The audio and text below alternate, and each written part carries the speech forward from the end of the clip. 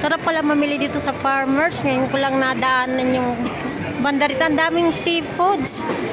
Kaya balak kayong sabi, nakakatuwa. Ngayon ko lang napansin, ang dami pala rito ano, iba-ibang seafood. Ito po yan sa Farmers Plaza, Cubao. Ito ko taga-Quezon, ngayon ko lang nakita. Tayo palang mabibili rito ng seafoods. Ah, di ba? Yes, kung may bisita kayo. Nahilig sa seafoods. Grabe, nakakatuwa tingnan. Ngayon ko lang din napansin.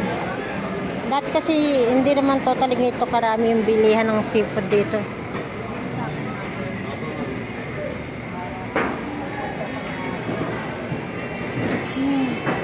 Eh, patay pa pala mo. Katitaong, grabe kalaki yung talaba.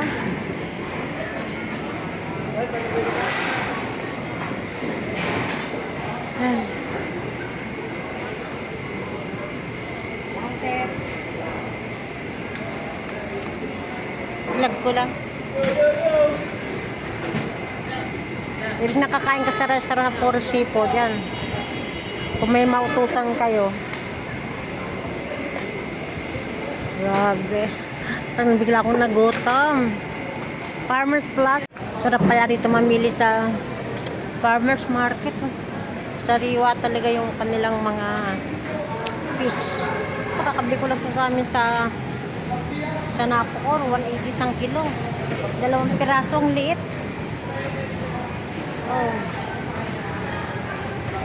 Karamihan napansin ko ang daming seafoods. Ha?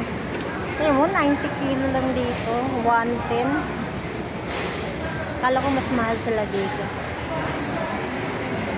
Bangus, 175. Tayo may ulam na ako kanina.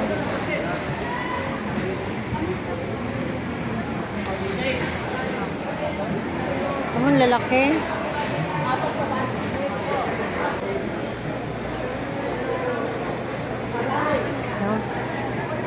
Ito na lang, 50. Ang mura kasi naka 20 ang kilo. Diba?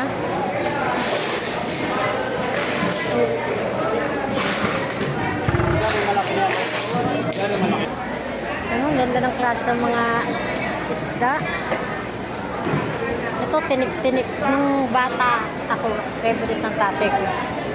Grabe na, iba-ibang klaseng isda. Nandito sa Farmers Palengke.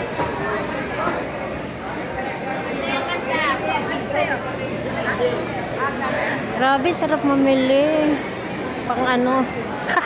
Pang ano. Yes, ma'am. Hanap, ma'am. Video ko lang, halo ko sa vlog.